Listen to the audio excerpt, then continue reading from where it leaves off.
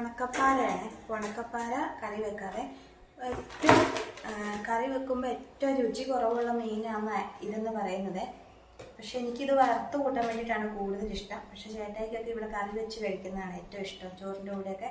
അപ്പോൾ ഇത് കറി വെക്കാവേ.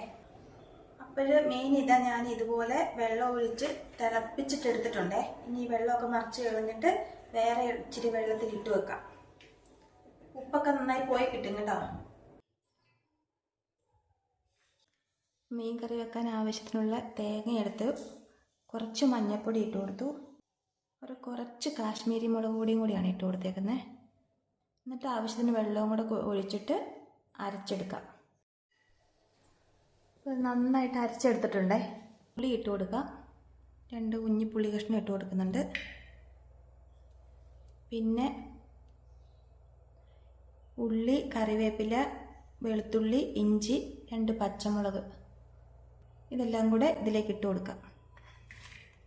ഇനി അരപ്പും കൂടെ ചേർത്ത് കൊടുക്കാവേ.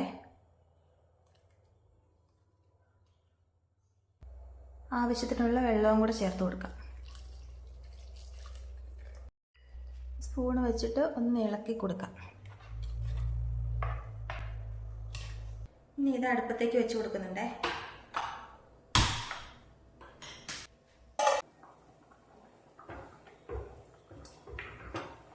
ഇത് നന്നായി തിളച്ചിട്ടുണ്ടേ.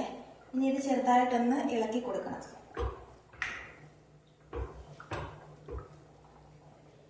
കുറച്ച് തീ കുറച്ചിടാവേ. ഇതുപോലെ ഉണക്കമീൻ കറി വെക്കുമ്പോൾ ഇതിനകത്ത് കടുകൊന്നും വറുത്തിട്ട് കൊടുക്കാറില്ല. എനിക്കിങ്ങനെ വെക്കുന്നതാണ് ഇഷ്ടം. ഈ ഒരു മീൻ കറി ചോറിൻ്റെ കൂടെയോ കപ്പയുടെ കൂടെയോ ഒക്കെ കഴിക്കാം കേട്ടോ.